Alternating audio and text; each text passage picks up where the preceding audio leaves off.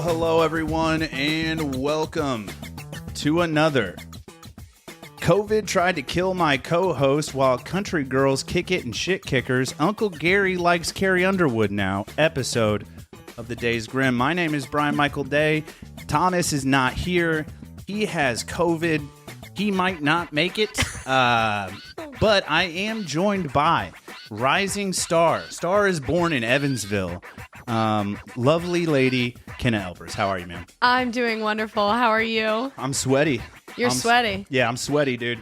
Yeah. God, I got really nervous not having that intro ready all of a sudden. I just had like a mental panic attack. Does that ever happen to you? All the time. 20 times a day, really. You're about to do something? It's like in the most important parts. It's like, you're like halfway through a set and somebody asks you a question and you're just like, huh? And it just hits you. It just hits you like, I don't know how to sing anymore. Yeah. Yeah. Oh my God. I don't know how to play guitar anymore. Everybody wait. So you are a rising star. I want to be very clear about that. I seriously, I'm like convinced you're going to be famous. Oh gosh. You have an amazing voice, but for the people who don't know who Kenna Elpers is, because we have people that listen outside the tri-state. Actually, we have people that listen like all across the world. Oddly enough, we got to download in like Somalia. Heck yeah. Yeah. That's what's up. I don't know, but Somalis fuck with us, so I'm cool with it. But that being said, like for the people that don't know who you are, and maybe didn't see your first round, which was episode... It was about a year ago, right? It was a year ago. Yeah, because you were not 21. I was not 21. Excuse me. 21 now. But yeah, for those folks, give us a little bit of a 60-second elevator pitch. Like, who is Kenna Elpers? Yeah. Well, my name's Kenna. I'm originally from the Southern Indiana area, but I moved to Nashville, Tennessee about 3 years ago, almost 3 years ago. I go to college out at Middle Tennessee State University, and I'm in my senior year, about to start it. Sick. And I moved down there to just chase the music dream. I've been gigging since I was 13, but I've been writing since I was 11, and I learned guitar and have just been traveling wherever they will let me play. And since then, it's just been a wild ride. Nice, dude. Yeah. Wild ride indeed. Wild ride. I feel like we haven't seen each other. I think it's been a year without looking it up. Obviously, I told you I came ill prepared today. Without Tom here, this falls off the rails quick. There's cameras that we miss you, Tom. Dude, I think I'm shooting. I think part of the ceiling is in our frame. One of our frame. I don't know. Heck yeah. I'm not a photographer, but Tom is. But that being said, what's new? So I know you pretty well. What's happened in the last year since I've seen you? Oh my gosh. Or a year and a half even, maybe. It's been a while. It's been a crazy year. A lot has happened. There's been a lot of highs, a lot of lows, all kinds of stuff. But some of the key points is, let's see, I released two songs since I had seen you guys. And in January, I ended up signing with Craig Campbell. If you know who that is, he's a country music artist. I ended up signing with his label back in January. Nice. So they have taken over all of my distribution and my sync licensing and things like that with my music. And I put out my first single with them back in March. I opened up, at the last podcast, we had talked about the shows coming up, but I opened up for Riley Green and Matt Stell and Dylan Scott over the end of the summer last year. Okay. I started playing downtown again in Nashville. I took a little hiatus last year, but I started doing that again. Been playing over at Kid Rock's and Honky Tonk Central and Tootsie's. I'm pretty familiar. Tootsie's is the OG. Yeah, Tootsie's is the tits. I swear. It might be the smallest bar on Broadway. It's close. It's between tiny. them and Layla's. It is really tiny, close. But so much history there. You can touch a door frame and hear Johnny Cash whispering in your ear about how much cocaine he just did or something. That was crazy. Yeah. Or whatever. I don't know. But yeah, there's just a lot of history. Drunk the day my mom got you touch it. How high is the water, mama? That's my favorite Johnny Cash song, by the way. Oh, now you know that. Yeah. What's your favorite Johnny Cash song? You got to have one, right? Mine's I Walk the Line. It's a so classic. Good. So good. So good. Just so good. Yeah. That film was pretty good too with what's his nuts. I know who you're talking about, but what's his nuts? Yeah, dang, what's his name? Can't remember, so it's not important. Killer film, though. Great movie. No, so you've been on the show before. Have you watched any episodes, like, since yours? Yeah, I watched 2 of them afterwards, and I can't think of who they were now. And then I watched one like 3 weeks ago. We've had some bangers. You've had some really good ones. I'm not tooting my I'll be own honest, horn. I do keep up with y'all's TikTok. It Respect. pops up on my For You page all the time. Respect. And I anytime I need a good laugh, I go on there because you guys have some high quality reels. It's like somebody talking about something really serious. It says you guys throwing in your some input. guy just had cancer, and then I'm like, yeah, that reminds me of the time my dog had cancer and he shit on my foot. You know, it's like, what? My dog never had cancer. I'm pretty sure he does have cancer, though. He's got a tumor the size of a softball in his belly. Oh, He's had it for like 6 years, so it's maybe he's kicking it. Yeah, he's actually turning 16 this year. Yeah, Dang. he's a dusty old bitch. But I say that to say this: you're familiar with the show. Mm-hmm. There's this little ditty we do called the Death of the Week. Yes, love the Death of the Week. A lot of people do. Probably, and then some people don't. We're getting a lot of hate mail. Really? Yeah, it's for sure. Mom, so I told you not to send that. Mom's in our DMs, and she is awfully negative about the Death of the Week. It is kind of like screwed up, though, when you think about but it. But it's who thinks of that? I don't know, but People die in some of the weirdest ways. I know. I used to play a game called Dumb Ways to Die, and I mean, yeah, some crazy and that's things. basically what we're doing here. Yeah. Actually, I have stolen a couple of those and put them in the show. That's valid. Yeah, it's just what's up. And then 1,000 Ways to Die was a TV show. I've stolen a couple off of there. There you go. Some more famous ones. But it's like I've thought about it a couple of times after recording an episode, and I'm like, I'm listening back, and I'm like, ugh. But we take their names out, and they're all famous anyways, so they're all in the news, so you guys can look these up on your own. But anyways, we're going to go ahead and roll on into this week's Death of the Week. Cool? Cool, let's do it.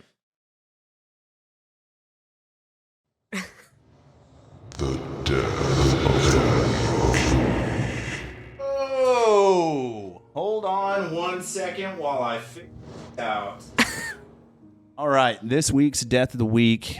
Singer's death was a tragic accident. I'm going to try to do this mouse pad with my left hand. Love it. I don't love doing a podcast on my own. I'm going to be honest with you. Okay, the source is the Telegraph and argus.co.uk. It's not even a .com. That's how you know it's serious. Yeah, it's pretty legit. Yeah. 23rd of November, 2005. A singer of a rock band who dived from it'd be Dove, I think. It'd be Dove. Who dived from the stage at the end of a gig, plunged to his death, an inquest heard. Here we go. We're going to move on here. We're going to say, we're going to go with of North Street. Glad to know he's from North Street. Silsden died when he hit the dance floor head first after jumping from the stage of Leeds nightclub of Leeds nightclub, The Warehouse, to grab a lighting beam. The 29-year-old who was the lead singer. Yeah, they should this have is edited this really bad. poorly edited. Yeah. The 29-year-old who was the lead singer in Bad Beat Review, grabbed the gantry and swung his body forward as the final song of the night played. But he lost his grip and plunged to his death on the evening of July 20. I'm assuming 2025. We don't have a year on this, but 2025. What did I say? 2005. Yeah, dude. Whatever. We're time Next traveling. year. Yeah, we're time traveling. Leeds Coroner's Court heard. And then some final wrap-up notes here. He was taken to Leeds General Infirmary. That's how you know it was overseas. It's not a hospital. It's an infirmary. Where he was pronounced dead the following day. Nice. He made it for a little bit. His head injuries were described by the coroner as unsurvivable. Quote, unsurvivable. In a statement, his wife Charlotte said to her husband, worked as a shop fitter, but, quote, his real passion was music, end quote. Okay, there's some things that we should talk about here. This is poorly written, and I know that from grammatical errors. I know that from the title. Rock band who dived. Who dived from It'd be Dove. Dove. It'd be Dove. And this is, like I said, it's it's not a .com, so it's like a educated website. No, I think .co.uk. That's what they use in Oh, the over UK. over the pond, So, yeah, where they have all the yeah, bad teeth and stuff. You know what I mean? The ones that need braces. Yeah, dude, for sure. Those are my people, so Sorry. I feel like I'm allowed to make fun of them. My last name's Day, so I'm extremely Love it. English. Yeah, Extremely English. Yeah, like I had a tooth growing out of my forehead, and I had to get a brace I from got my. a guy for you for that. Yeah, if you and need ever. they just like brought it Yeah. down. My brother married orthodontist daughter, so shout out Dr. Martin. Nice. Literally. Dr. Martin is a sick name. For also. real. I'm wearing my Doc Martens now. My Hell shoes. yeah. Also, it reminds me of Ricky Martin. Before your time, probably. Heard the name. Living La Big fan. Vita Loca. Yeah. Bangers, dude. That was a bop back in the Living La 90s. Vita. Back in the 90s, the kids would have called that a bop. Okay, so I'm really confused about this guy, and I don't know what a gantry is. What's a gantry? I don't know. Is that a piece of equipment? I've never heard the word gantry, but then So- again, I call it the thingamabob all the time. Yeah, so. the Hoosier The done it. doohickey. Yeah, the Yeah. thingerjigger. No, I don't. Like he was. Who would try to catch a light beam? I don't know. And then he lost his He grip just and then he just plummeted. had one too many, and he thought it'd be a good idea. Yeah, he was super. He was rocking it out at the country club down the street. at the Leeds warehouse. The Leeds or warehouse. whatever. He's like, this bar is crazy. It's like 10 people. Yeah. It's wild right now. Hold on, what's it? Oh. Oh, a gantry is a bridge-like structure that supports equipment like cranes, signals, or cameras. Oh, I know what it is. It's those big things that have like holds the it up. angles that you can like climb up on. They look, Man, And who he does went- that without a harness? I don't know, definitely not somebody that works for OSHA. Apparently this dude. Yeah. Apparently this guy. Apparently homeboy. guy over here. Yeah, so I have several takeaways from that, but I think the primary takeaway here is if you're doing stage work, dude, pay attention to what you're doing. Especially on like those elevated stages, dude. Some of them are like 30 feet before you hit, you know what I mean? Like 20 feet. Oh yeah, I play over at Kid Rocks, and Yeah. like I said, the stage is really tall there, and there's every bar that I play at, I usually hop on the bar and I like walk around, and That's a bold strategy, young lady. I know. Yeah. Real Coyote Ugly type situation. It is Coyote Ugly. The only difference is I can't, Yeah, Can't be so many drinks get spilled up there, though. You know what though? I tell, so this is like at Coyote Ugly. The rule is like you spill a drink, you buy it. If you're on the bar, for me, it's like I look at people, I say, if I spill a drink, you buy it, and they're like, yeah. I'm like, yeah. Whatever you say, Whatever you say. No, but at Kid Rocks, that stage is so high, and I get pretty jumpy on stage. And there have been multiple times where I've like gotten so close to falling. Yeah. And I'm like, man, if I dropped head first, it's game over. Oh, lights out, dude. Lights out. Yeah, you're at least probably putting a Band-Aid on something, you know? Getting that Band-Aid. Yeah, Not don't- the little one either. The No, big we're patch. talking like the stretchy ones that like go on your elbows, but it's The gonna, double adhesive. It's gonna be like on your forehead or your neck or something. Yeah, like, I don't think she can feel her legs. Put a Band-Aid on it, dude. Yeah, slap a Band-Aid. Yeah, it'll be fine, dude. That's how I grew up in the 90s. Yeah, I watched a kid get hit by a car on his bicycle, and he was all scraped up all up and down his side. His mom just like slapped a Band-Aid on it. You're going to be fine. Yeah, and the stingy stuff. I think it was just alcohol. Yeah, it was terrible. We went to his house, and he got A bottle of tequila. You're going to be fine. Yeah, dude, just pour some rum on it. It'll be fine, dude. Banana or pineapple? I don't know, man. I have so many questions. Like, Yeah. was the band even good?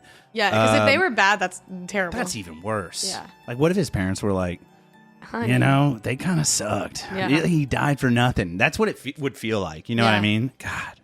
Hopefully they didn't suck. I hope they were great. Yeah, dude, me too. That's this week's Death of the Week, brought to you by some European website. Thank you guys so much. Link in the description if you want to read on your own. All right, dude. So a lot's been happening in the year and a half. So you're playing gigs down on Broadway and Second again, right? Mm-hmm. How's that been? And why did you decide to go away first off, and then why did you come back? Yeah, so last year, actually right before the summer, it was like 2023, it was February. Yeah. I woke up one morning and I just lost my voice. I remember this. Yes. Yep, I remember this. Lost my voice, Yep. and it was really scary. And I had done some Broadway stuff the summer prior. And while I had fun doing it, I had a lot of just negative experiences because I just moved there. Can you give me a broad example, not using a bar's name? Okay. It's not necessarily about the bar. they had some sound issues, number one, so I couldn't hear myself ever, so I was hurting my voice. Yeah. It was dealing with the people down in Nashville. There were two different times where like I almost had to break up fights or have somebody fight me for not doing their song. And the final straw, I had somebody grab my chest, and the security did nothing about it. Like the front stuff. Yeah. Really? Security did nothing about it. They actually were more mad that we yelled at them than like, and so it was just kind of one of those things where I was like, absolutely not. You can't just be going around grabbing airbags, dude. Yeah. That's right? not cool. I'm like, honey, Whoa. buy me dinner first. No. I'll take a tequila first, please. No, for real. Top shelf. And so it was also just this kind of thing where when you play down there for a long time, it wasn't even that long for me, but I've always wanted to do more than that. And so I wanted time to go travel and do the things I kind of set out to do. So that summer I booked a bunch of dates out of town. And then I realized this year going into it, I've been there for 3 years and I haven't gotten a chance to meet more musicians close to my age or older that could like help or give me guidance and kind of make more of a name for myself in Nashville. And so I found the best way to meet people and to network and to also get to play every day. So do what I love to do every day. On top of that was just to play downtown. And I wanted some experiences where I didn't have to think. And I feel like when you're playing downtown, you're just doing like a lot of cover songs. You don't have to think about it. You just get to go play music, meet new musicians, meet friends, meet followers. And I just decided I wanted to join a new circuit and do all that. So that's kind of why I did that this year. Okay. I wanted to spend a summer in Nashville because I really hadn't gotten that opportunity since moving there. Really? Yeah. Damn. So how long were you out again? Your itis was how long?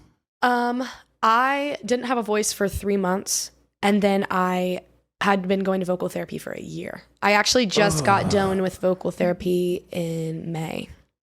Or it was June. Beginning of June. Did we do the podcast before? I think it was after the voice thing, yeah, right? So I had just started. I was about 3 months into vocal therapy. And it was crazy because I had to cancel a bunch. I was scheduled to play down in Florida and I was going to be going like kind of up through Alabama and all that stuff. Yeah, all the swamp people. Yeah, dude. And I had the Gator folks. No, the Gator folks. I got a buddy that lives down in like South Carolina. Yeah. I swear to God, he's like, yeah, I was fishing the other day and they got crocodiles or alligators. I think they got gators. Yeah, they got gators. They got gators. Yeah, and he Aren't said... they the same thing? No. Oh, cool. I don't think so. I didn't know. Well, they'll both kill you. But he said, and he's in a kayak, mind you, and he said, a damn gator rolled up on me. And with his like toothless, weird accent he's giving me, and I'm trying to understand what he's saying through his like thick drawl. And like, he's like, damn gator pulled up on me. I pulled out my 35 and I shot him in the head. They're a different breed down there, man. So apparently in South Carolina and in the southern states where gators are present, it is common to fish with a sidearm because gators be rolling up on you. Yeah. Yeah, and if they're aggressive, like knocking your boat or your kayak or whatever, it's like clack. Bam. Yeah, Game done. over. Yeah, gator over, dude. But yeah, dude, so... Bring a gator to a gunfight. Brought a 38 special to a gator fight. No, but that's dope though. So, and you were gonna play down in Florida and Alabama. Yeah. So you got. I ended up having to cancel all those shows. That kind of sucks. It did suck. And even last summer, I was going through a vocal shift. So my voice used to be a lot higher. Yeah. And going through a vocal shift on top of losing it and having to come back, I still kept a lot of my summer dates, and then pretty much all winter, this past winter, I didn't do a lot of live performances because I wanted to save my voice and kind of get it back to a spot of like being able to, for longevity. Like I could do about an hour show and then it'd go out again. And so I didn't start doing like 3-4 hour shows again until this past March. That's aggressive. That's a long time. Yeah. I do an hour podcast and I'm like, let's wrap this shit up. I'm tired. You know what I mean? Downtown, and I don't even talk it's that 4 much. hours slots. But luckily, they started. You start sharing the stage. So there's usually like 2 or 3 singers minimum on the stage with you. The band members usually are allowed to sing, and you share that 4 hours. So it's not as bad. But when you do it as much as I did the past few weeks, it definitely. No, yeah, dude, and you're recovering. You know what I mean? Mm-hmm. I can't imagine doing a 4 hour slot and Tootsies, dude. Yeah, it goes by fast though. Yeah. Yeah. Do you get tired of like like playing these cover songs, like the same thing over and over again down on Broadway and Second? And do you ever get to play your own original stuff down there? You can if it's requested, or like for the circuit I'm on, they're pretty easygoing. Like if I am playing, typically on like Sundays when I do like a morning slot, like 10 to 2, 11 to 2 in the morning. Okay. I will, I'll be like, okay, I'm going to throw out this acoustic so my guys can take a break and I'll play an original. But if I get it requested, they don't care. If somebody's actively coming up and wanting to hear an original song, I'm going to do it every time. Oh, yeah. But playing the covers, this is the first time where I can say I haven't gotten necessarily tired of it yet. I think if anything, with how long the sets are and the drive time and going, I think the hardest thing is fitting it into, like fitting everything I want to do in music into a schedule like that. But it was kind of like a short-term thing for me to do it through the summer and even a little bit into the fall, just kind of pick up a few shows here and there.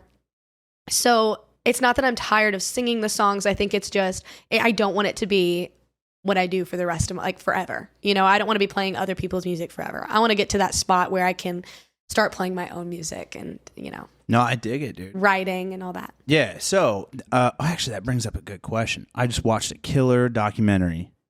You've probably seen it. God, what is it? It's like it's the writer for, golly, and it would just like escape my memory like that, and I can't use my phone to look at my Amazon. But it's a documentary basically about like the writers behind all of the like big time country hits. I know what you're talking about. It's on Amazon Prime. Mm-hmm. My mom made me watch it. And I was like, this is dumb. Like, it was so good. It was so good. Yeah. And I was watching it with my wife, dude. And then we're sitting there just like learning all about these writers, how they get in groups and write songs, how songs even get written, how they push them to the artists, who are the artists, who are some of the songs.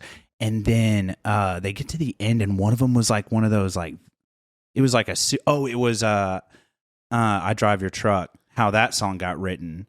And the original writer wrote that song for a specific person who lost their son who drives his truck around. That's how they like came up with the idea of that song. So that writer for this documentary drove to like Iowa or whatever while they're shooting this doc, and they go to the veteran's parents' house. Wow.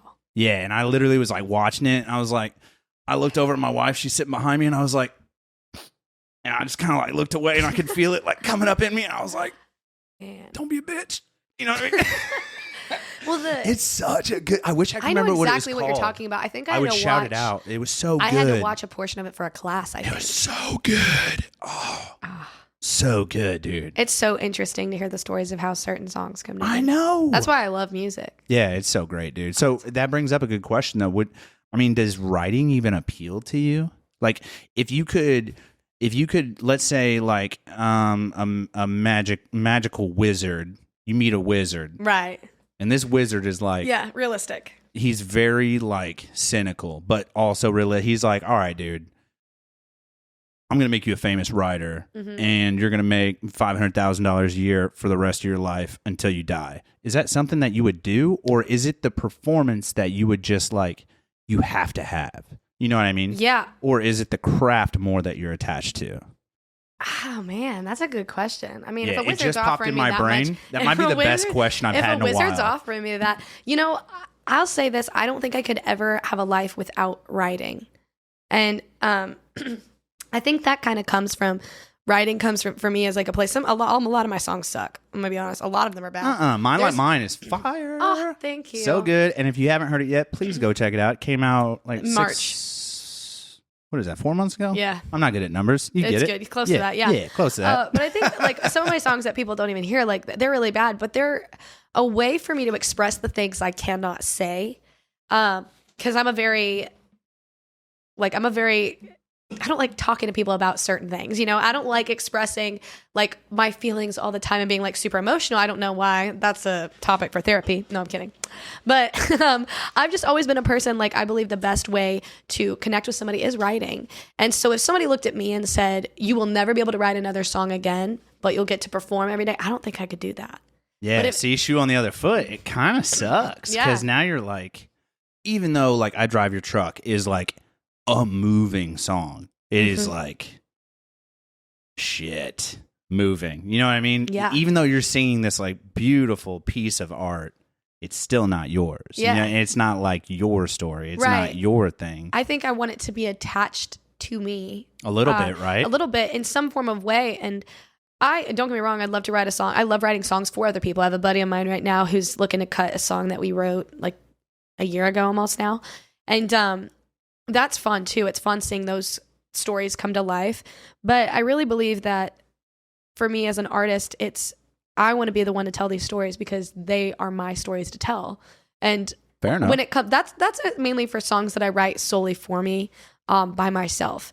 When it comes to going into a writer's room, because I do a lot of co-writes, when I go into co-writes like that, I feel like the co-write approach is a lot different because sometimes I'll go in and I have nothing to say and we'll write a song and it's an absolute bop. Like I love it, but Just I'm like, a it's not banger. for me. Yeah. And I've had a few of those songs come about probably in the past year. I've been like, I love this, but I think we should pitch it to somebody else because somebody else is going to do that song justice. And I also feel like I'm perfectly fine. I would love to just, I've had people pitch songs to me before that I've thought about recording just because I relate to them. If I don't relate to the song, I don't want to put it out. But if somebody writes a banger like I Drive Your Truck, if that song was presented to me 110%, I would do it.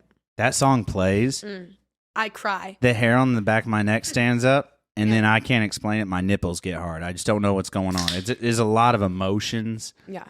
Dude, when that part came on, that documentary, literally, I was so like, I could feel my eyes tearing up. I could feel that lump in your throat. And I looked back at my wife, and she wasn't paying attention. I was like, all right, we're good. I got it. I got it. There's been, and it's weird because music makes me very emotional, but there's been in the past, that's one of those songs that I can What hear. is that? What is that? You know what I mean? Dude, I don't know. I've asked artists this before. Even just like talking about the thing, I just felt like a little trickle up the back of my left ear. I don't know what it is about.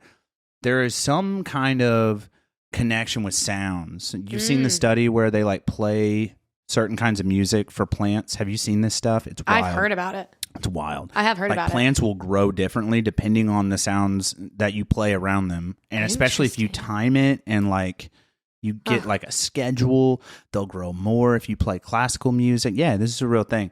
And then like they'll like grow less if you play like aggressive, screechy, techno, metal-y music. They don't vibe with that, but it's like the organic, orchestral kind of stuff. They just like It's crazy. but it's weird though, and there's something with humans that happens too, because I can't explain it. I don't know anybody that can, but it like when you hear that one song that really hits home for you, it just like, what the hell is that? I don't know. Have you ever had this conversation with somebody? I've talked to about it. I've talked to writers in rooms about it before. What the hell is it? Because and for me, when it comes to songs, for me, it's either there's that one line that just is so freaking good, Just destroys you. It's like a few things. It's either that it's a song that makes you realize you're not alone in something, or three, which this is the one that hits me the most. It's a melody, like a sound of how somebody sings something that just takes my breath away. A prime example of that would be the Toby Keith song, American Soldier. I'm an American soldier. God. So when I hear that song, at the like, there's a certain part in like right towards the end of the song where he's singing American Soldier and his voice breaks a certain way, and it's so powerful. Tears. That's the word, dude. Stay by Sugarland. Oh, that's another one. When her voice hits that. Yeah, there's a portion in the song. It's like after the second chorus, so the third verse and the whatever it is, you can tell that it's personal. I don't know if she wrote it, but it definitely strikes a chord because there are like several recordings of her like having to stop playing for a minute, and the band is just like continuing the rhythm, and she's just like falling apart. Brings it, but it's just like this. Some of those songs are just so hard hitting. Like they're just hard to sing. Like a Mack truck, dude. Yeah. Fuck. You like Thought You Should Know. That's a great one. Thought You Should Know. I can't sing. You get it though. God, damn, that So one's good. good. And he was born in 90, so when I sing it in my head, he was born in 92 because he said, what does he say in the chorus? He's like, I know you thought those prayers you thought you wasted it on me. You've been losing sleep since 93. You've been losing sleep since 93, yeah. Yeah, so he was born in 93. I was born in 90, so when I sing it in my head, I'm like, 1990. Dude, but yeah, because me and my mom are like super close, so that song is just Man. destroys me. I heard it for the first time like 2 years after it came out. I had no idea it even existed. Yeah, I'm not like in the know. That's understandable. Yeah. It's okay. And also like it's people like Morgan Wallen that I don't bite on right away. Right. I like stay away from like the Luke Bryans and the heavy Morgan hitters. Wallens and yeah, I love He just promoted a new song on his Instagram yesterday, and his voice on it is incredible. And I know when I hear that, I'm gonna. I wonder if he wrote a song about hitting that cop with a chair. He should. He should. Dude, Why would you not? Dude? they have that chair, like they have the chair and the plaque on No, Chiefs they bar don't. on the rooftop. It's roped What bar off. was it? Chiefs, Eric Church's bar, and That's so it's crazy. great. It's roped off, and it says like, and then there's a rule plaque on the side, and it's like, you're not Morgan Wallen. Like, do not throw the chair. And I think it's hilarious. That's so great. Anytime I do a Morgan Wallen song downtown, I always say keep all fours on the floor. Hell yeah. Yeah. It's wild, dude. I wonder if it was a stunt. It had to be a stunt. I don't know, man, but regardless, it was freaking hilarious. Yeah, he's one of those people, but he's at one of those points in his career, as there's like Zach Bryan, we were talking about mugshots earlier, Zach Bryan, all that. They're at a place where they can do that, and it's going to make their fan base grow. Oh my God. If I did that, she's instantly trashy. But Yeah, you can't just go I can't clapping just people go- with chairs, dude. No. They'll be like, dude, she hit a fucking handicapped kid Unless- in a wheelchair with a chair. Yeah, she's a piece of... Lock her up. And now you're doing 5 to 10. You know what I mean? Yeah. It's not cool for you. Yeah, no. No, you could. I bet you could. You could probably sling a chair. I could sling a chair for the right reasons. Yeah. I don't know my own strength until like when I was talking about the dude who grabbed me the wrong way. I hit him because Oh, it's like fair. and that's like, and I started yelling at him, and I was like, get out of this bar, and I got in trouble, and I was like,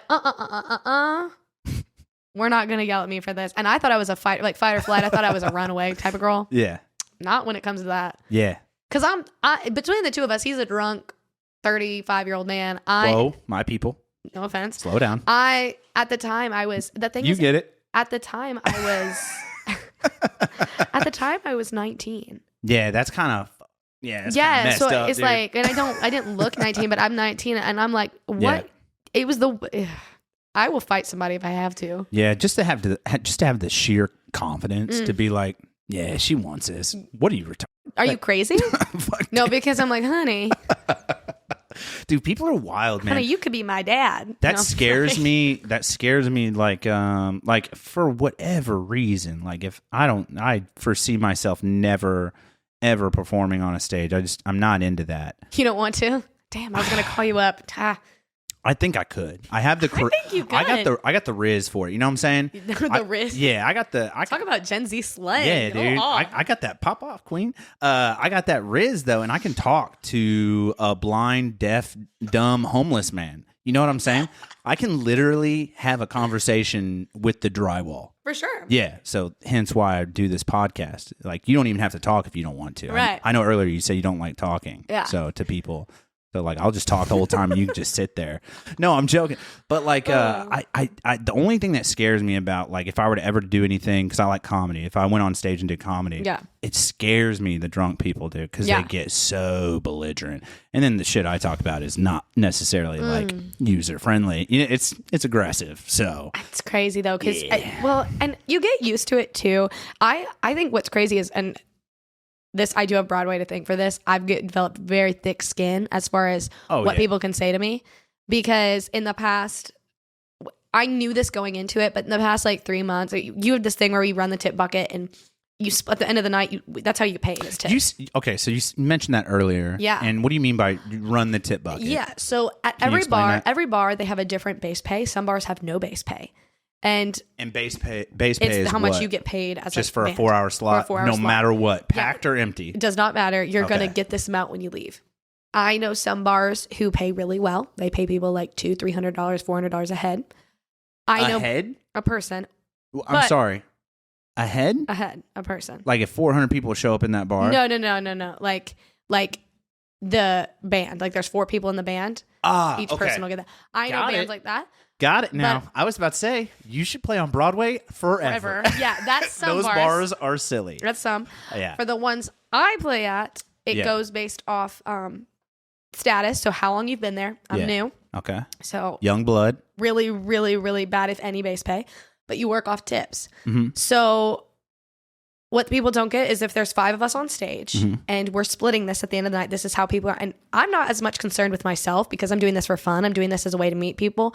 I'm worried about the guys behind me who are doing this literally to pay to feed themselves on their ride home. And so when I go around with this tip bucket, it's my job to find out things about requests and what? Mom's slinging cat. Dude, she's at the Mom is at the club. She's at the exotic club right now. She's showing us how she throws. I thought you were like telling me I was like, what? So for everyone that doesn't, if you're because mom's the money dealer. Okay. If you're only listening and you're not viewing, we're looking off to the side, my left, Kenna's right. Mom's in the house. Mama's in the house. I forced her to come with me. Mama's holding it down. She's holding down the fort. Yeah.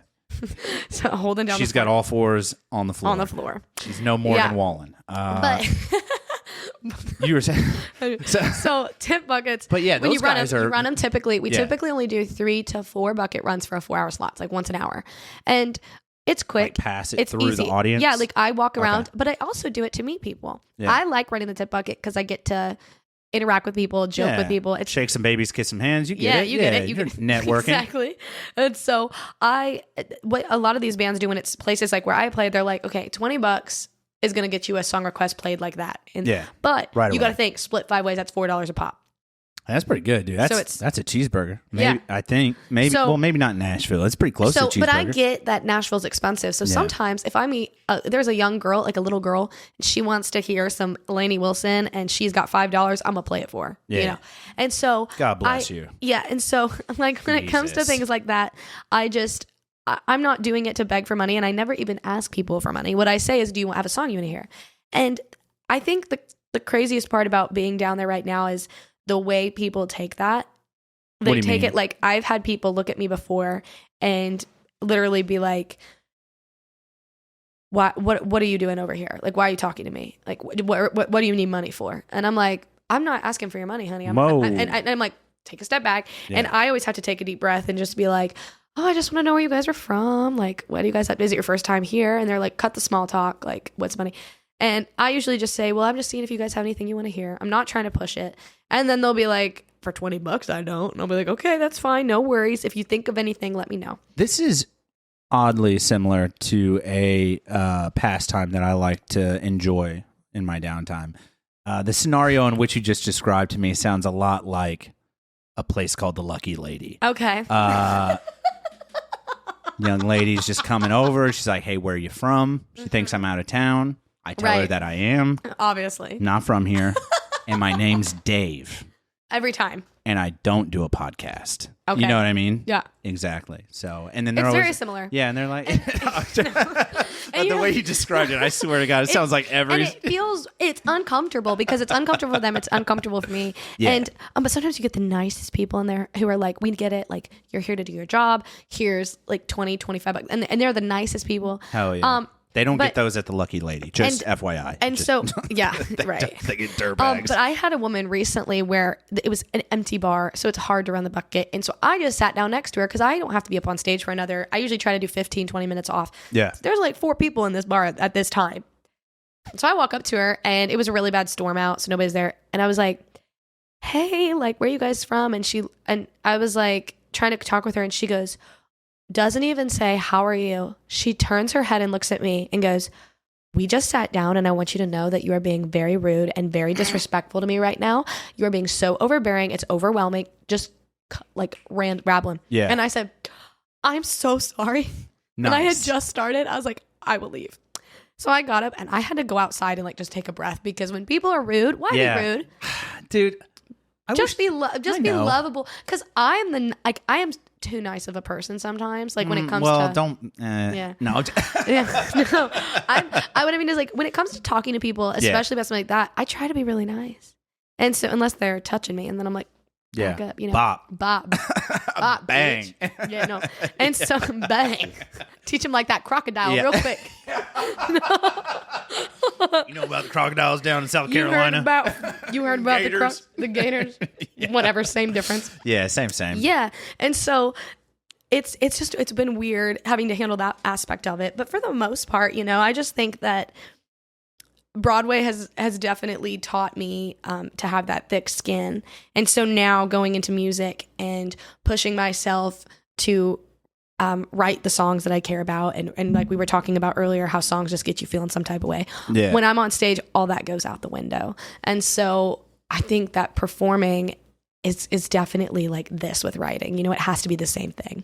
I have one more question. Then I'm going to do a quick halftime timeout and make sure everything is still running. Cause I've been having an internal panic attack that it's all not recording. this entire time. Nothing's been recording. So I'm going to ask you this one question. I was speaking with a comedian by the name of Antonio Edmonds a couple weeks ago. Real great guy. And I met him at a show and he just crushed it. And I was like, I need that dude's doing my podcast. So I go like aggressively, harass this handicapped man. He's in a wheelchair. Yeah. I thought it was hilarious too. Remember how she said she was so nice? No.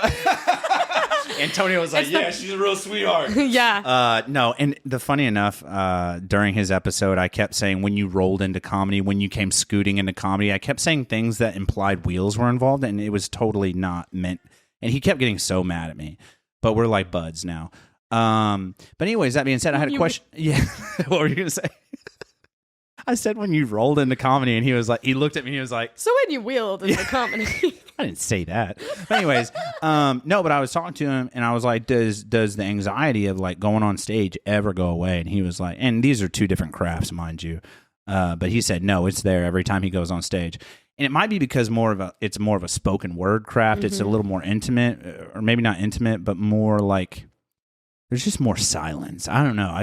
Maybe it's the crafts, but I mean, you never experienced that anxiety when you get on stage, like the first jitters, you got like a little caterpillar in your belly or something. I don't know, you know? I used to say that I never got nervous. I got excited, and that still holds true. Like, I think my nerves come out in a different way. Sometimes I get a little too excited and that adrenaline rush builds up, and then I'm like, oh my gosh.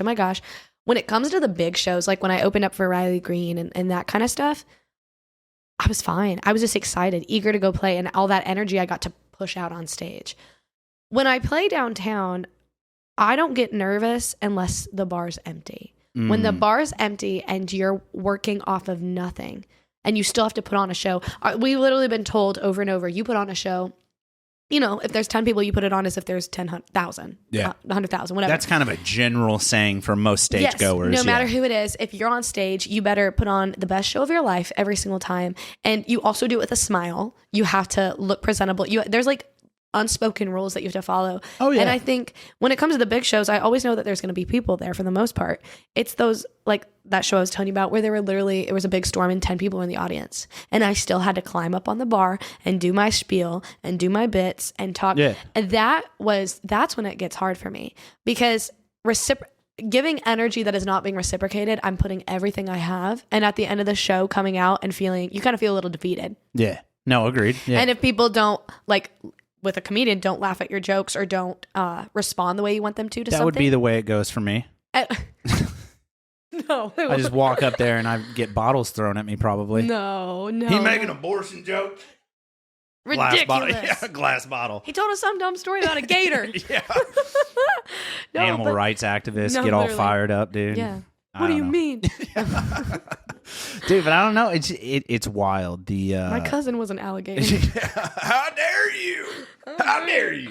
No, but that's the anxiety part, and giving everything you have to nothing. And people are always like, when I tried to explain that to somebody who didn't do music, they're like, "But I mean, you love doing music. Like, how could it be hard?" I'm like, "Girl," I'm like, I'll look at these people and I'll be like, "I want you to understand that I'm not just doing music, singing songs. I have to read a crowd too, and that's been difficult. Like the energy, you have to read the energy, and so the time it gets the hardest is when there's 10 people and they're all like older people who don't really like. Again, slow down.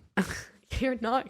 Slow down. Hey, Mom, I got it. You're not. I got it. You're good. No. I got it. But I'm saying, like, if it's a crowd who loves like 60s, 70s, like country music. Yeah. I've got a handful of that kind of stuff, but it's not. I can't do that for 4 hours. Yeah, I do a lot of 2000s and modern country music, and I do some rock music. And the rock music can sometimes work, like 80s rock, but Other than that, it's like that can usually work every time. But for 4 hours, my set list is a solid like 4 to 5. I have enough songs for about 5 hours if I wanted to. Yeah. That I know by heart that I'm like good and set on. When it's a crowd who's not loving literally music at all, they just don't even know what they don't even know what band's there. They're never not even been to attention. Nashville. Yeah. They're like, what is this I've fancy city? I've looked at people before and I've been like, who likes country music? And it's crickets. And I'm like, okay, who likes rock music? Nothing. I say, who likes music in general? And that one person says, whoop. Yep. Like that's the hardest part. A bunch of and my Helen heart Kellers starts out there. beating because I'm not worried about me. I'm worried about all the guys that I'm going to have to unfortunately give their tips out and they've got like $10 going home or something like that. You know, that's when the anxiety creeps in. Yeah. The nerve wrack. I don't love that. All right. You want to do a quick timeout? If anybody has to pee, let's take a pee break. We'll be right back. And we're back. All right, dudes. Sorry, everybody had to take a potty break. Not really. We just had to adjust some stuff. Okay. So, Kenna. Yeah. Away from some of the serious conversation, because I find that whenever you're like talking about like what music means to you, how does it... They hear that all the time. Yeah. Like we talked about before we started recording, you get burnt out about talking about that stuff. Yeah. You're like, because I don't like talking about myself. Let's just have fun, dude. And I don't want to tell you about the book I'm reading because it's really depressing. So that's not a good fit. So I came up with a second idea to have fun during this podcast. Are we going to play hide and seek? We're going to play Hit It or Quit It. All right, here we go. You're going to tell me... Yes. Mom, leave the room. It's about to get sweaty. Oh. Don't worry. I played that game last year in college. Hold on. Are we upsetting a boyfriend right now? No. Okay, good. I'm still single, honey. No, I'm joking. This has nothing to do with gentlemen. So this segment is called Hit It or Quit It. You're going to tell me if they're good or if they are, in fact, dog water. Okay. We're going to start with if this. I know the person, I'll throw up, so please don't. Okay. I don't know how loud to make this. So first one's a freebie. Let's just feel it. So do I out. say hit it or quit it? Yeah, hit it is good, quit it is bad. All right, Obviously. ready? This is all you. If it'll go. Okay. So I heard there was a trend going around where female singers were singing Take Me to Church, so I thought I would give it a try. My lover's got humor, she's a giggle at a funeral, cause everybody's disapproval. If you want me to skip, I can. But... Should've worshipped I just like listening. If the heavens ever did speak, she's the last Give me the high note. Every sun is getting I don't know where that's at. Like a little bit further. Fresh heaven I'll be sent to. A little bit more. Here we go. There it is. Amen.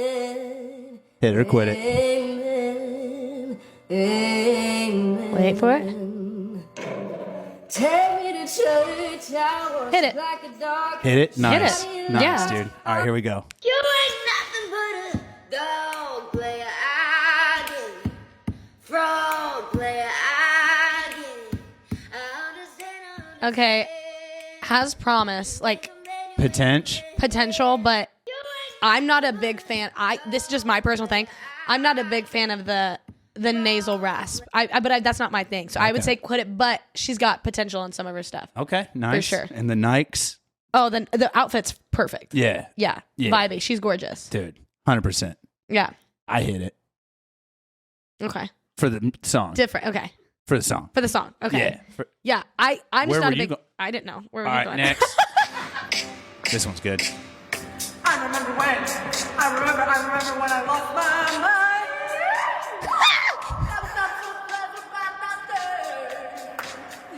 Let's see if they can hit the harmony.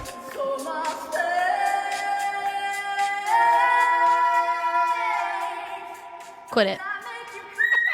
Oh.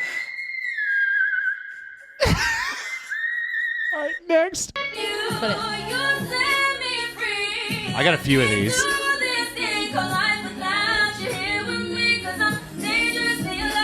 Hit it. Next. I used to think that I wasn't fine enough. And I used to think that I wasn't wild enough. But I've always been I love you, baby girl. You eating that shit up. I'm going to say hit it, but it's quit it. I'm sorry. Yeah, it's a quit. Girl, you a bad bee, though. From the bar stool to the living room. Sunday morning in a church Quit it. pew with a No. dish stain on her hay feet. I love this song too. This recording. This was, I literally I had just played that week. I had done 14 shows straight, but I hadn't posted anything on TikTok in a while. And so I just recorded it in like one take. And it was an accident I even posted it. And then I went back and I was like, oh, shoot. I did like that note, though. Solid note. Hold on, I think there's more. Oh, you see one of you see the comments on it, too. I don't know why they're not loading. I thought I had a couple more. Hold on a second. That's a Let's go vibe. back to the favorites, dude. I snuck a couple of these. Oh, she's damn good. The first Hold one, on. the top one. No, there's more. There's more. Damn.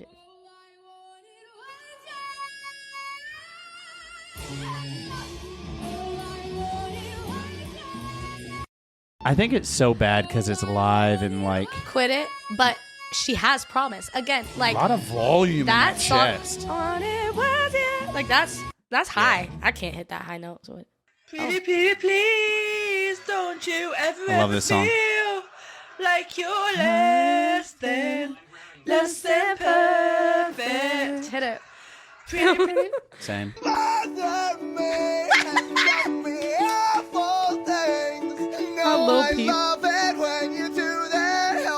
Quit it.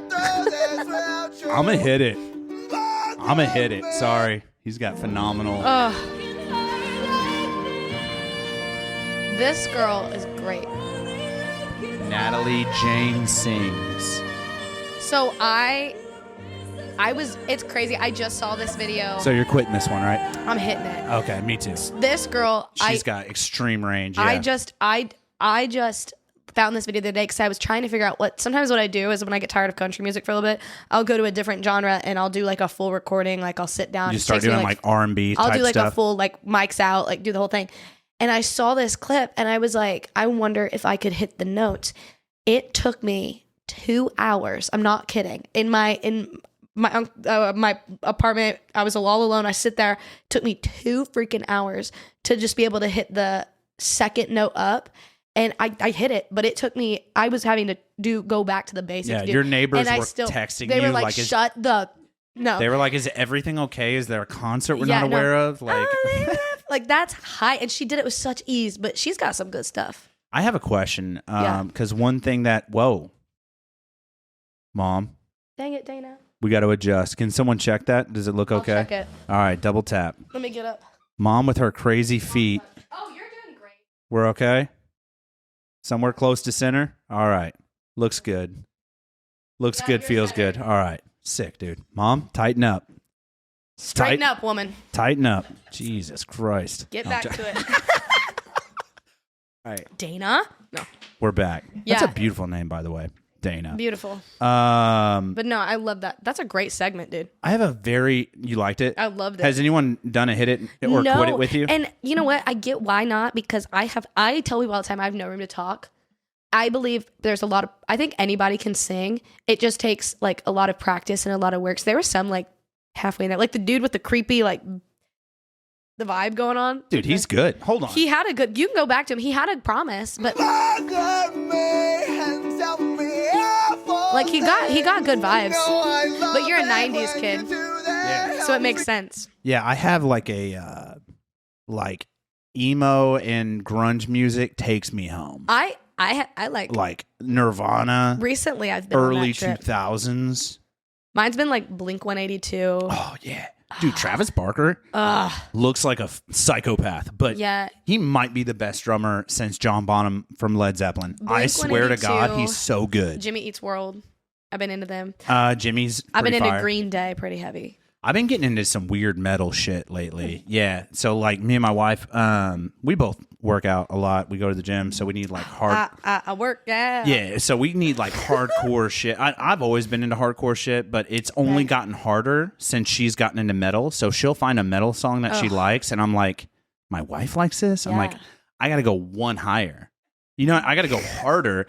She'll bring me like a sacrificial goat metal song, and I'm like, now what do I do? Now what I do? Yeah, so now I've just been listening to like Jeffrey Dahmer on tape when I lived. And it's been a wild That's ride. crazy. Yeah, so I can't one up her, but I've been getting into a lot of metal lately. But But the country scene's it's busting right now. Country's been getting rocky recently. Have you heard like Hardy's stuff? Yeah, and, not a big Hardy guy. Yeah, I get it. He's got a few bangers. His new album, not a big fan of, but I did I put up a cover on TikTok where I had taken his song Psycho and I added my voice to it. And I was eating that up. I got to do like a Screamo thing. I don't think I know that one. Oh, he does that though. You're on TikTok. Yeah, he does like that aggressive. Now I gotta find my page. We're scrolling back. Some real There's psychopaths. Okay, and it's the one I did like the hair and everything. If it'll click, dude, my clicker's not clicking today, bro. All right. Oh, you can see all my terrible. Going a little bit further, it's not far. Oh, there it is. What would it sound like if I was on Hardy's new song? All right. You can pop it on. You can see what I mean. I pray you never go. There's something you should My hair was looking so good that day. Very grunge. if you ever leave me. Oh, I know the song. It's a great song. On the 6 o'clock news, if you say goodbye, hell, dye my hair. Crash your birthday. Party in my underwear. I hope you never have to see the day. But if you ever walk away, well, everybody you know, everybody I know. He gets to the grunge. Fell in love with a psycho. Dude, I'll tell you what. If you don't want to keep doing country, I got a couple guys in metal bands that could use you. You know what I'm saying? Yeah, I get it. I love think it. there's this weird cross pollination shit we're seeing. There is everywhere. I don't Country's like it. cool again. I don't like it as much as like people that are like 30 or younger like it. Mm-hmm. Like people that are 26, 27, they love this weird shit where like 2 Chainz comes on to some metal band song. That's happening a lot. I get that. There's and some now people that there's don't like need to. Post Malone has dropped like 3 country tracks with big time country artists. I like Posty. I like Post Malone. I come out with that. I like Posty. Yeah, because I almost Post Malone got a has face talked. tat. Post Malone has talked about this earlier on, where she don't. I love it, but that's how you can tell the different. Yeah. I think that Post Malone has talked about how he wanted to do country, and ever since he put out like 2 years ago, he did that Brad Paisley cover, and his vocals are incredible. I love his voice. You know my favorite thing about his vocals? That natural vibrato that he has. It almost sounds like there's. I thought it was auto-tune this whole time. And it's just in his throat. He can just do it. I thought it was auto-tune this whole time, and then I heard him live, and I was like, okay. Natural. Natural. He's a beast. He's a beast. I like him with country, but I do agree there are some people that don't need to do it. There's just so much that, like, you can agree. They're just in general, not just with country, but like in all genres across the board. There's just like this weird, like, homogenization happening where like everybody's working with everybody. And it's fucking weird. Like Hardy did something with Nickelback, killed that, love that. But my wife loves Nickelback. I hate Nickelback. You either love it or you're lying. I'm out. That's what I say. No, the one crossover that I couldn't get into, which sucks because I do like her music as a pop artist, is Beyonce. I don't like it. Her country album, I tried. And I didn't even try if it makes you feel better. I didn't even try. Because I liked her 6 Carriages thing, or I think this was. And I liked, not Texas Hold'em. It was like back in the day, she did like a gospel-y kind of, I loved her. I like that, yeah. But when she went to the country, it almost felt like women in country music have been working so hard to get to this standard of what it looks like as a like Ashley McBride and like they're finally getting to this point of how women are observed in country music, and then Beyonce comes in. Just being fucking Beyonce. She's a badass. Like I love Beyonce, but the way she came into country music and when that happened and other people started joining in, it's like give some other people a chance still in country music, because there's people who sound like her who are in country music that are freaking insane. It'd be like, okay, so let's say one day you just like you make it and you're just doing like hundreds of millions of record sales or whatever, like you're up there, right? Because it's gonna happen. So when when that day comes, A, come back on the Days Grimm. Also, B, let's hypothetically say you're there and you're like, you kind of just, you hear like a genre and you're like, man, I could do a song like that. And then you just jump into it. And then you make that track or tracks and you're like, damn, these are kind of killer. well, you just made a different genre EP and you kind of upset some people or whatever. Yeah. But like, I get where Beyonce's coming from. I do. Is my point, because she has the talent. People thought she was coming into country music to like take it over full time. She just wanted to put out a country album, which is why I was like, go for it. There is a space for everybody in music and whatever genre you choose. I think it's like Garth Brooks. When he went Chris emo, Gaines. when he went Chris Gaines for a season, and he Yeah. like for a whole year he was like a serial killer. No Yeah. one. Have you heard the serial killer joke? No. He's a serial killer. One of my favorite comedians makes a joke, and actually he was in Nashville at a bar where there was a tribute band doing a bunch of Garth songs, and I forget what song it was they were singing. And Tom Segura is the comedian, and he's at the show. He's funny. And he gets called up by the band, and he's like friends with the band doing the Garth show or whatever. And he's like, they're like, God, what was it? Friends in Low Places. Yeah. And they're singing Friends in Low Places, and they're like, all right, Tom, take it away. And they hand him the mic, and he's like, Garth Brooks, where are the bodies? The whole time. And they're just playing Friends in Low Places. And you can hear the backup singers like singing the actual lyrics. And then Tom Segura is just like, he's a serial killer. One of you has been affected in this room by Garth Brooks. It was so funny. That's hilarious. Kind of fucked up and pretty funny. No, but yeah, there's a special place in my heart for Garth Brooks. Yeah, no, but there's so many people too that can do that. And one person, I think there's one artist in the world that I think can pull off a crossover seamlessly, and that's Taylor Swift. Don't do that to me, dude. I'm telling, and what I mean by that is Don't she do can that to go me. from country to pop to rock to country. She literally talks about this in a lot of her interviews. And I'm not a big Taylor Swift fan when it comes I'd to rather music. play in traffic. I'd rather chew a rusty razor. And that's okay. But I think, do what you want. But I think she's the one person that can seamlessly pull off a transition, and her fan base will follow her. But it's taken her years to get to that point. I think that people's voices and their artistry is meant for a specific genre. That doesn't mean you can't dabble in something else. Yeah. Like if I said tomorrow, if I said I wanted to put out a rock, it's country, but it's rock, I'm going to do it, because like if I got big, and it might, like Hardy, what he did, but his transition he was smart about, because he went he did like a half country, half rock album, and then he put out a hard rock album. Oh, what was that? It was the Hicks tape, wasn't it?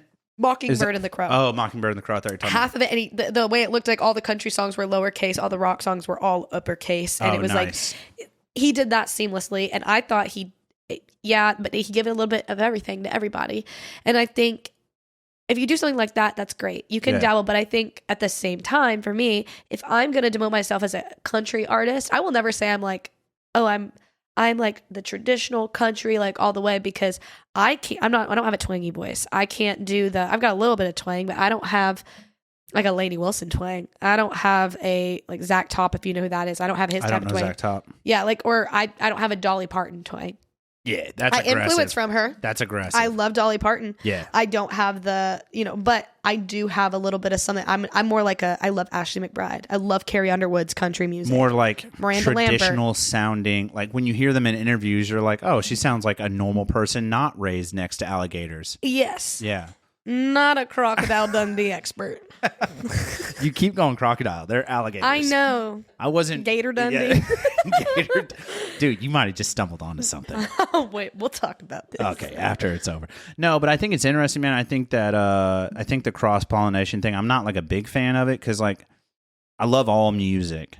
What I despise is like this weird blend of like if I want to hear a metal song, I want to hear a metal song. Yeah. I don't want to hear a metal song with like rest in peace Mac Miller verse jammed into the middle of it. You know what I mean? Like I love Mac Miller. When I hear a Mac Miller song, I just want to hear a Mac Miller song or whatever. But like that's how I feel recently about the Moneybagg Yo Morgan Wallen duet. Whiskey Whiskey. Oh, I haven't heard that one. Oh, maybe I have. It's like Morgan Wallen sings the verses, and then it's a bop. It's a good song, but for me, I'm like, if I want to listen to Moneybagg Yo, I'm listening to him for a reason. That's the artist? I've not heard of this song, then. Okay. Whiskey Whiskey. I'll have to check it out. Yeah. I don't know, man. It's just like, and I'm a big fan of hip hop too. So like, it's weird that it's like blending into multiple genres. I don't know what it is. Like, I'm a big Kendrick fan. Like the Kendrick Drake beef. Oh, lapping it up, dude. I'm just lapping it up. Just eating it for breakfast, lunch, and dinner. Dude, I hate dude. I hope Drake goes to prison. No, I'm joking. Dude, his music is fire, but honestly, he's touching kids. That being said, Kendrick's dude, his tracks that have come out dissing Drake have been so fire. I like Kendrick Lamar. So good. He's got one called, have you heard the snippet yet? Mm-hmm. God, the snippet's just a banger. Yes. If he drops that song, dude, I'll literally quit my job, sell my house, and live in the woods. It's so good. You know what? I think he did it for TikTok. I don't think he's going to ever drop that song. It's crazy. But why would you not? Yeah. Even if you didn't have a song ready, just make one. Just make one. Throw that. Do it. Throw that chorus in there, dude. What other genres do you listen to? Obviously, you're absorbing a lot of country. Living in Nashville, in the industry, you're like playing shows and stuff. But what are some like, I would have never guessed that, Kenna Elpers listens to, like yodeling, Christian yodel. No, I listen to Christian yodeling channels on Spotify or whatever. So for me, I listen to a lot of rock music, and actually Nashville is turning into a rock centric kind of area. Like after usually like my 6 to 10 slots, it starts being rock around 9 o'clock, and anything after that, it's usually a lot of rock. Certain bars will do a lot of country music, but it just kind of depends.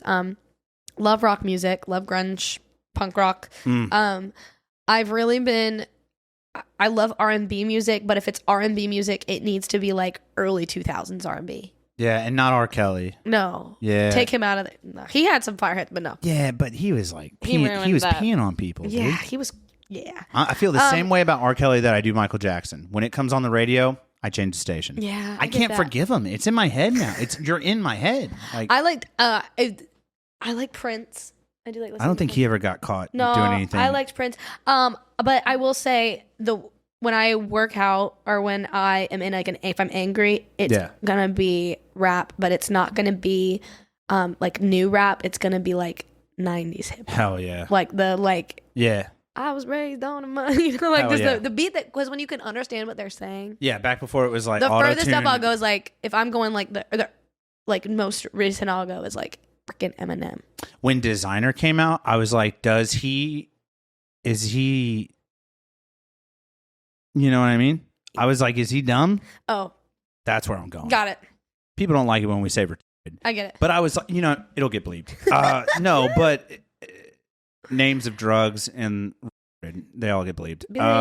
But yeah, when I first heard him on the freshman XXL or whatever release, I was he just came out and he was like, just mumbling, and I was like, and then he didn't even have a freestyle. The whole point is to have a freestyle on the XXL freestyle release. It's like you're a freshman newcomer, and I'll play it for you after the show. It was horrible. It was absolutely. He was just like he said the same 9 words for like 45 seconds in a row, and then they were just like, all right, we're done with him, on to the guys over here. When I go, I will say this. He's so bad. When I'm going out, if I'm listening to new rap, it's gonna be, if I'm sad, it'll be like Juice WRLD, R.I.P. Yeah, Juice WRLD rips. Or it'll be when I'm in like girl boss mood, it's my girl Meg, a little bit of Cardi B in there, little Stally, a little Doja Cat, I like Doji. Yeah. Doji Kitty, dude. I fuck with it. Yep. Yeah. But those are like the songs for like when I'm like post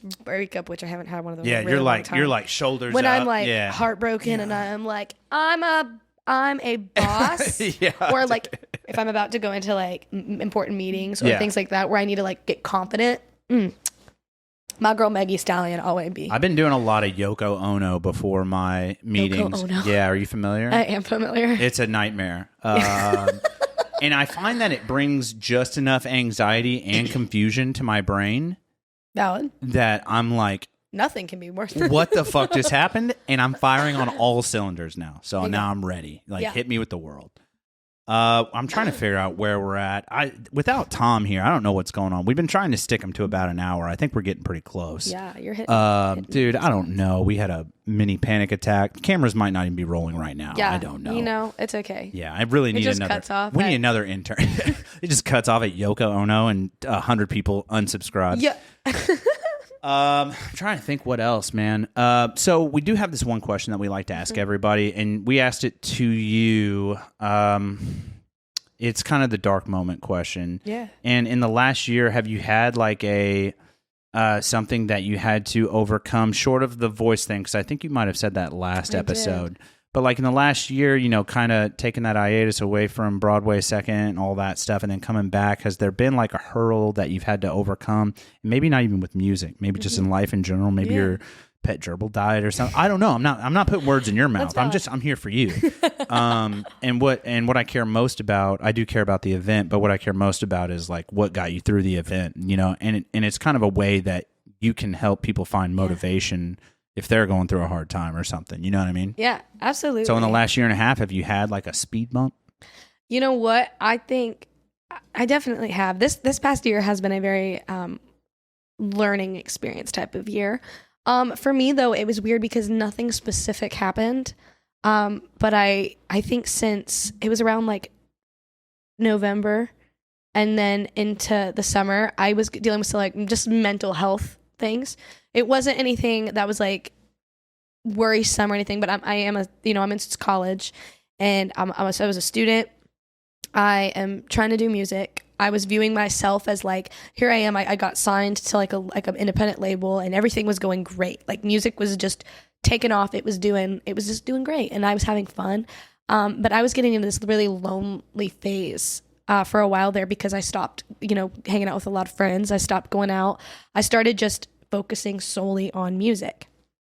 And doing that, and I'm just turned 21 years old, you know, so I'm still like pretty young and I should be wanting to go out and doing these things. But I kind of got to this place where everything just kind of felt stale. Like it all just kind of felt like I was stagnant and it felt like I was at one level. And at the time, I didn't really notice it. The person who noticed it was actually my mom. She kept asking me like, what is your problem? Shout out to Dana. Shout out to Dana. And this was, I was so nervous to bring up mental health to people. Like I was, because for me, dude, join the team, bro. Yeah, you're scared because I hear when my friends came to me with it, I was taking on a lot of other people's burdens too. Like people would just talk to me, and I'm a big person, like big advocate. I would always tell my friends like, talk to me when you need me. But I was losing a lot of relationships and friendships just from growing up and going through the wave of life and how you have to do things. And mom was noticing me getting more irritable. And she was like, at first I was like, oh, there has to be some like medical reason that I'm going into. And I remember my mom was like, what? Finally, she like sat me down and she's like, you are not the person that you were a year ago. And I get growth, but what is wrong? And I just like broke down into tears at like 9:30 at night. And I had just gotten home. That's a good time to cry, just for the record. 9:30 is a solid time, yeah. I had just gotten home. And I broke into tears because it was like, I told her, I was like, it's not because I don't love it. I was like, I love what I do and I do what I love. And I'm so thankful. And I think it's also because I'm living the dream, and I'm putting that in quotes because I'm living the dream and I'm getting to do what not many people get to do. And I was like, I should be grateful for every little thing. Like, why am I feeling pushed back? And I was like, we'll get it figured out. Like there's something like, we'll get it figured out. And so it became she became a place like, let me talk about things. And, really, I realized over time, the moment I started feeling better was when I started growing into myself and like my self-worth. I was feeling very insecure at the time when everything was kind of taking place. I was feeling like I didn't have a lot of people who understood to talk to. I was kind of having some like anxiety here and there. And I realized that for the longest time, I was putting on this face of who I thought people wanted me to be. And it was doing great. Like it was running good. I was but at the same time, I was kind of masking, like I'm weird, I'm goofy, very strange person. Dude, yeah, also, welcome to the team. Yeah, I'm a weird duck. I have a stuffed squirrel on my desk. Mom's been checking it out for the last hour. Yeah, you know. You get it. I'm a weird person, but but it was also like, as a woman in music and you want people to take you seriously, your whole demeanor becomes serious. Yeah. And this past year, it was like, I told myself I'm devoting myself to doing, every night I was going like live and on like TikTok and Instagram, and it's good. It was running good. I was creating content. My creative ideas were flowing, but nothing felt right. Like it didn't feel like I was on the right path. Like something felt off. And so I did a lot of mom and dad, actually, they started telling me like, take a night off, like, you know, rest, ease your mind, come home. I could come home, I'd go to bed, you know, like relax myself, because doing school and having to go through all that, it was just a big overload mentally. Yeah. And when I started realizing who I was being. I was putting on this fake face for people. I was not being myself. I was saying what I thought other people wanted. And when I took that away and I just threw the mask in the trash and I said, if you don't love who I am, I dyed my hair back to my natural color. I cut off the trauma. I cut it. And whenever I did that, there were people who said things like, people were like, oh, we miss like what you looked like then, or what you did then, or how you used to do this. But I was like, bitches. Yeah, I was like, sorry, I was just clearing my throat is what it felt like to Asshole. me. Did I say something? Sorry. No. Cunts. No, I'm joking. Favorite word. Yeah. Dude, seriously? Mine too. Iconic. God, it's so Such nice. a good. But when I started not caring about that and I started being myself, I noticed it was like a weight was lifted.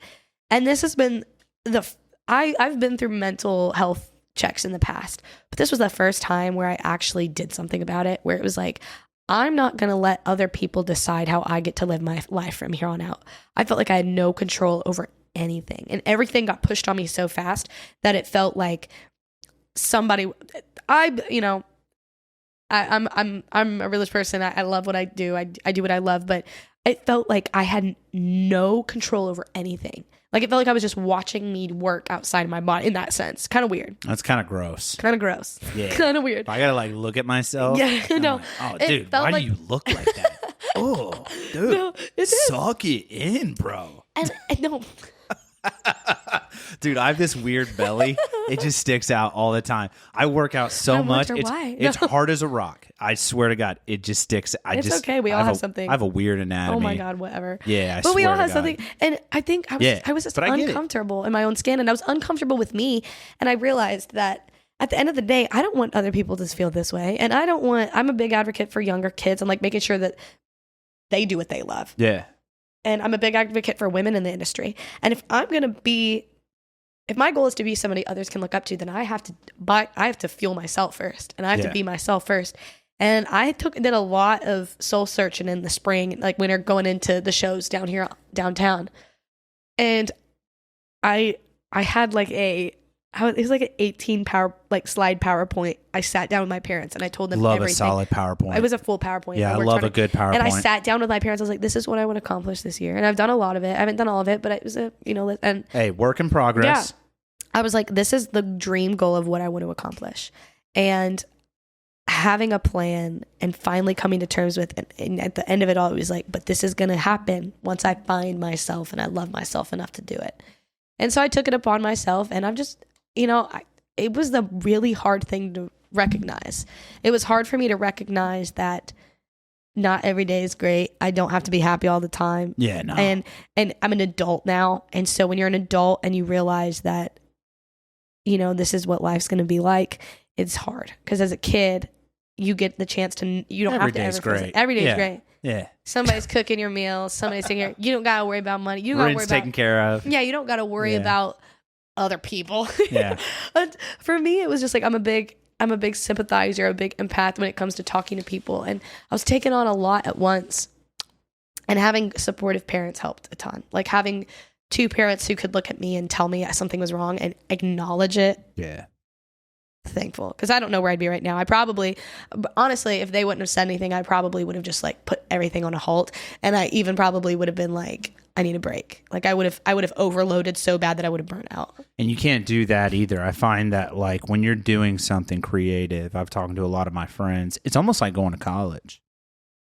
In that, like when you start this creative journey, you don't want to like get it rolling, and you're like, you can feel some momentum, but then you hit this weird thing and you're like, I need to take a break. It's kind of like in college, like when you're rolling and you get into junior year, you're going into junior year and you're like, it's been 2 years. I'm kind of tired. Yeah.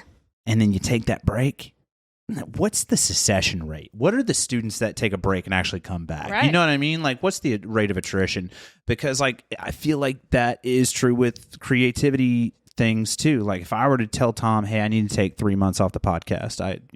I need 3 months. Drop it."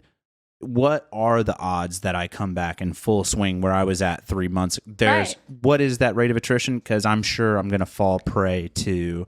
You have to keep your foot on the gas. It's like somebody who says they have like, this is a touchy subject, but if somebody says like they want to get back in the gym and they go for 3 months and then they stop and they don't want to go back again. Because that happened to me. I mean, you got to keep grinding. It's the same thing. And so I've been doing music since I was 11. Yeah. Nonstop. 13 was when I really hit it hard. Nonstop.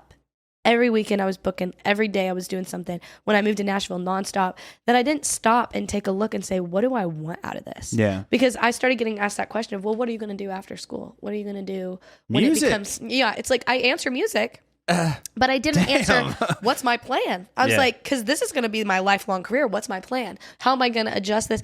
And when you get all these questions asked of you at once and you're still trying to learn how to, it feels like I'm still learning how to tie my shoes. Yeah, But you're like barely not a minor at this point. Yeah. You're like, people are asking you these big questions because I'm at that point where I should be able to answer them in my career, but I'm still a kid. I mean, you're still in kids are always college. I'm still in college. Yeah. I'm young, and a lot of the people that have had these questions asked them, they weren't getting those questions asked till they were 28, 29, 30, you know, like they were a little bit more sound of mind. Yeah. And so it was a big challenge this year to grow up and realize that if this is going to be your lifelong goal, what are you going to take with it? How are you going to do it? How am I going to sit here and make this my career? Because it's always been a thought, but it's never occurred to me that, oh shit, it's happening. It's happening right now. Wheels are taking off. And my creative rate, I got so overloaded, I almost shut down. Like I almost just threw my hands in the air and said, Jesus, take the wheel.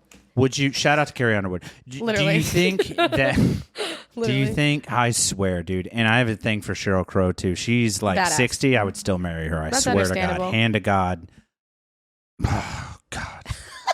Where I'm getting at with this is, so what it sounds like to me is that supportive parents is kind of what pulled you through. It helped you realize your worth. They did. Your They did. worthness and not your worthlessness that you were feeling. Supportive parents and really great friends. I have like 3 friends that just hold dear to my heart right now. And Thanks, man. I'm blushing, so just relax. close friends and I don't just- want to expose our friendship.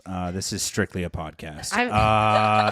Yeah. So what I'm getting at is I've leaned on my parents so much this past year, and that's why when people, and I think I might have talked about this with you guys. I can't remember. When people always say like, "Oh, your parents are proud," and they're saying it in like a negative light, I'm like, you have no clue what they've had to hear me talk about this weekend alone. I hadn't seen them in like a month. Yeah. And that's long for me. I've hardly got to talk to them because I've been playing.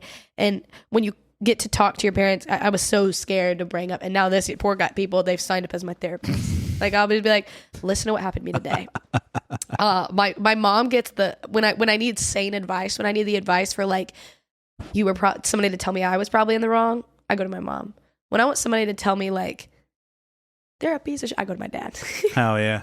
Yeah. Hell yeah. Dad's the fighting words. Mom is the sane words. So I talk to dad first and then I go to mom. Checks out, man. That's what dads are good for. Yeah. And so it was just a big hurdle. But I think, I'm proud of you, man. I'm proud you made it through it. You still got the foot on the gas. You're dropping some shit. We're going to talk about it here in a second. I'm going to, so it's been we're over an hour. Got to be over an I'm so hour. sorry. No, don't apologize, dude. I'm having such a good time and you're rarely in town. So I wanted to take advantage of this. So whatever this winds up being, I have no idea. Tom, I'm sorry. He's the one that's got to edit it. So that being said, we like to give you the last couple minutes for like shout outs, upcoming dates, big things coming up in your world that you want to tell everybody about, and then we're gonna outro on that, man. So the last couple minutes is all you. Okay, beautiful. Well, fired up. The voice. I love it. Oh shoot, I had this great spiel and then I lost it. I'm kidding. It's all right. That's been another episode of the Days Grimm. No, I'm joking. Dude, we're having a good time. I love it. Yeah. As far as show dates go, as far as things around here in the southern Indiana area, I will be September 7th. I will be opening for Mark Chestnut at the Lincoln Amphitheater. So that'll be fun. As long as he's still doing good. And then outside of that, though, I will be playing in Gulf Shores this week. Actually, that's a show people won't. This come out in like a few weeks. Yeah, this will be a few weeks. If anyone's ever in Nashville, I always play Friday, Saturday, Sunday, Monday down there. You can find all that on my Instagram and Facebook. What's your Instagram? Things like that. Kenna Elpers Music. Nice. And then as far as songs coming out, we've got a lot of cool stuff coming out. I took the summer to kind of, like I said, hone in on my individuality, my creativity, and I've got a duet actually coming out with a really close friend of mine. His name's Jagger Whittaker. Look him up. He is a badass. But I met him through a little thing called the 615 House. It's like a content creation house in Nashville. Oh, yeah. And we literally we wrote one time together and we had so much fun. We were like, let's write this badass duet and record it. So we did, and that's going to be coming out here pretty soon. And then I'm heading to the studio actually next week with Craig and my label people. And I got 2 new songs that are going to be dropping by the end of the year. And I've got a bunch of cool stuff lined up for next year too. And it's going to be an exciting thing. And then let me think here. I'm trying to think what else I got. So many things. In October. Dana. Mom's over there like trying to remind me of things. And I'm like, I can't look at her because I'll laugh. She knows my schedule. I can't laugh because I'll pee. She knows my I'm at that She knows point. my schedule better than me. In October 26th, I'll be in Decatur, Illinois. I'm opening for Crystal Gale. Nice. Yeah. Okay. So it's got some fun stuff coming up. The best way I always tell people though is to follow my social media. Again, it's Kenna Elpers Music, and come out to shows. Come say hey, and just listen to my music. Click the share button. Heart it. A like and a comment go a long way. You told us that on Spotify you can tell when people like your song, I can. or like when they like put The it on their playlists. favorites or whatever. I've got on some their, good playlists that have came out You're recently. on one of mine, dude. I got you. Dude, Yeah. which one is it? Are you it's the not one a that playlist. says I screw liked Rachel? It. No, I liked one of your songs because it was you after liked your it. interview and you were like, I know when people are liking it. I do. And I was like, I'm going to like it. I do. My favorite stuff is to read the playlist names. I got some good ones. I bet. There's one that's really like screw you, Rachel, and I'm like, Rachel, what'd you do? Damn, and Rachel. it's my song "Knew Me," and I'm like, damn, Rachel, what'd you do? Or songs to cry to in the truck. I'm like, it's a stinger. Yeah, I get that. There's some good ones. Yeah, I just really appreciate you, man. I know you're not in town for very long. You're kind of hit and miss. We were checking a couple dates out, and we caught you on a Thursday. So thank you so much. I love coming to this podcast. You guys are a hoot to talk to. Yeah, well, you guy today, because one of us is busy dying. Get well soon. He's not gonna. I'm gonna take this on myself, apparently. So. No, man. So for everybody that enjoys seeing Tom, I can't apologize enough. He'll be back next week. Yeah, he might be back next week, or I'll read his eulogy. It's one or the other. I don't know. But thank you guys so much When you said for. it to me, I thought it was a pregnancy test. I'm like, what the? Also, Tom is pregnant. He is actually dying and pregnant. I was like, no, I didn't want to tell the whole world, but thanks for bringing it up, Kenna. Spoiler. And maybe there's a screenshot of his pregnancy test on screen right now. Tom spliced that in. No, but seriously, you're so busy. You got a lot going on. Yeah. You're a wild woman. You're busy. You're young. I get it. You're full throttle, all 8 cylinders firing. I just really appreciate the 1 to 2. It's actually been like 2 or 3 hours we've been hanging out. Love it. Thank you so much. I really do appreciate your time. Thank you for having me. Anytime, Dana, man. you're sick, dude. Thank you so much. No,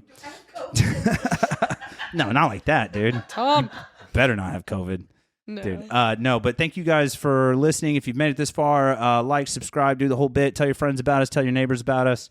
And Kenna, thank you so much. Thank you so much. You're an angel. This is another thrilling episode of the Days Grimm. My name is Brian Michael Day, and this has been Kenna Elpers. Thank you so much.